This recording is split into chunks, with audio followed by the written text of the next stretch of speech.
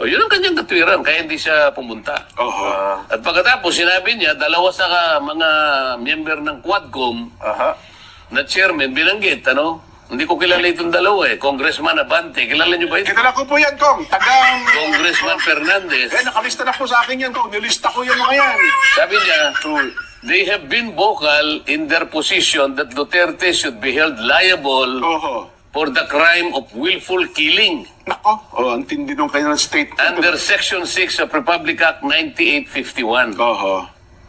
Yung 9851, ito yung Philippine Act on Crimes Against International Humanitarian Law, Yun pa yung nakapaloob ka. Genocide and Other Crimes Against Humanity. Mhm. At sinabi pa nila na yung mga krimen na nabanggit ay klarong-klaro. Oho. So mga parang bias na nga naman sila. May Nakapagbigay ka na ng deklarasyon na may kasalanan talaga and the president, the former president should be held responsible Oho. for the crimes. So, bakit pa siya pupunta ron? Meron ka ng prejudgment eh. May naunong na silang desisyon na eh. Alam mo, Nelson, Jen, kung halimbawa ito sa tunay na korte, Nako. Oho. hindi po pwede itong ganito eh. Kung sa proper court, Kong, wala. Merong kategoryan, merong yung mga abogado, meron silang ginagamit na isang Oho. technical phrase eh. Yung they called neutrality of an impartial judge.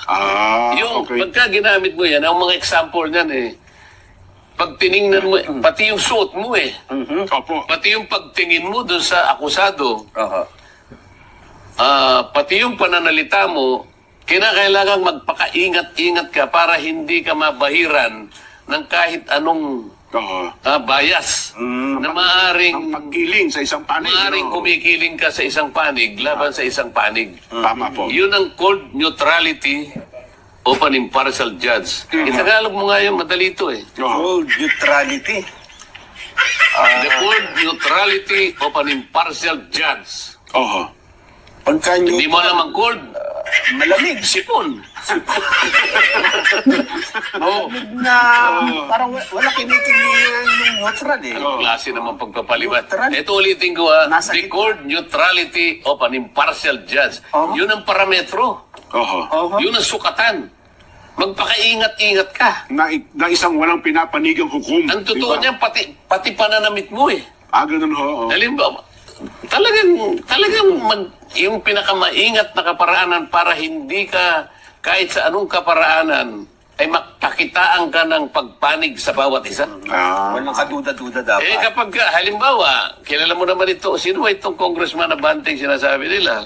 At Congressman Fernandez, parang kung naman hindi kabisado kung sino itong mga ito. Nakakakilala ko yan, Kong. Kilala mo? Ay, kilala ko Okay. po yan. Nilista ko na po mga pangalan na ngayon. Hindi siya po pwede din sa court neutrality of an impartial judge. Hindi, mukhang may nauna na pong pahayag sila, Kong. Kasi yun lang aksyon mo eh. Yun lang pagngiti mo, tinitingnan ka eh. Oho. Dito nagpahayag ka na eh. Liable ka itong dating Pangulo. Pero yun daw naman, Kong, ay sa proper court. Yun naman daw kasi ay in aid of legislation, mga mambabata sila. Siguro, hindi naman na sila naka-robe. Di ba? Ang kanilang pananamit baka nga pwedeng nilang gawin yun, Kong. So hindi ka pala korte. Hindi naman. po sila Oo, court, ba't Kong. nag-aasta ka ng korte?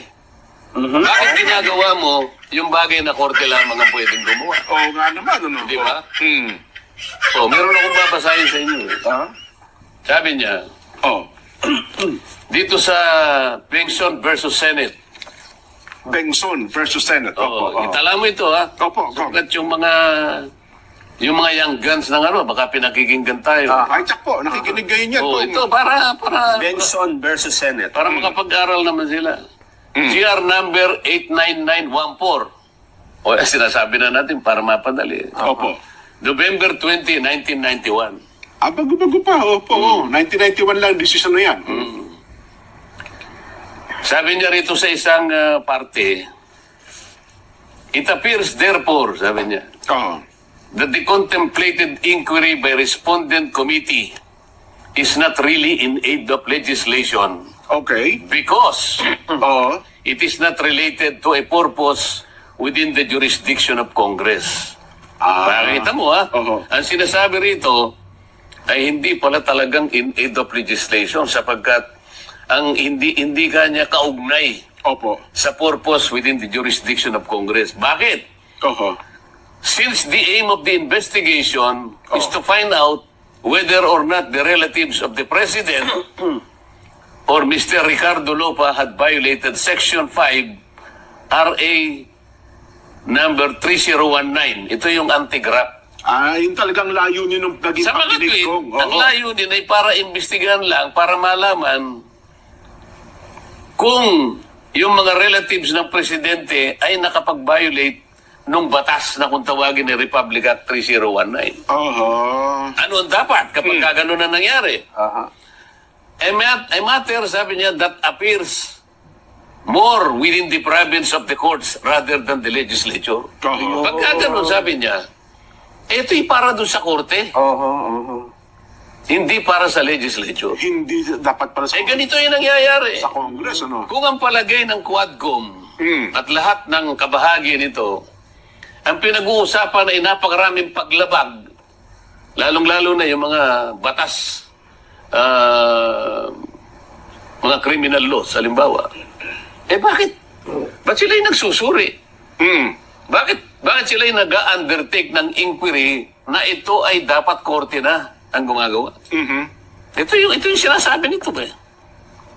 Oh. So, kinote pa nila yung isang jurisprudence Opo. na sa pangyayari ay magkapareho. Oho. Ito ay John T. Watkins versus United States, ano? Lumang ano na to, lumang jurisprudence, ngunit nagagamit ng ating Korte Suprema. Aha. Sabi niya, Opo. but broad as it is, the power of inquiry, talagang broad eh. It is not unlimited. Ayun. Kahit na broad yan, pero merong limitasyon niya. Oho. Hindi absoluto yung kapangyarihan niya. There pala, is no? no general authority to expose the private affairs of individuals without justification in terms of the functions of Congress. Di ba? Oho. Nor is the Congress a law enforcement or trial agency. Ay sinasabi, hindi ka enforcement, hindi ka trial agency. So bakit mo ginagawa ito? Pero paano natin idodraw yung line kung yung pagiging... Idodraw mo ang line kapag Opo. ka ang mga bagay na ito ay korte na ang dapat na gumawa, sabi nito. Hindi na legislative purpose. Sapagkat ang binabanggit nga ay in aid of legislation. Oho, tama. Kagaya na sinabi niya, sabi niya, as held in Arnold versus Nazareno, ito, landmark na ito, Landmark decision po yan, 1955 opo. yata ito. The inquiry to be within the jurisdiction of the legislative body making it must be material or necessary to the exercise of a power in it vested by the Constitution such as to legislate. Legislate lang eh. Oho. Bakit ganito yung nangyayari? Kung ang alam mo ay kailangan mong isigin ang isang tao, kung yun ang palagay mo, kailangan mong isigin ang tao sapagkat napakarami palang batas ang na-violate, ang nalabag. Kasi pinag-uusapan nila is war on drugs eh. Tama po. Oo. Kung sa palagay mo ay napakarami mong ebidensya,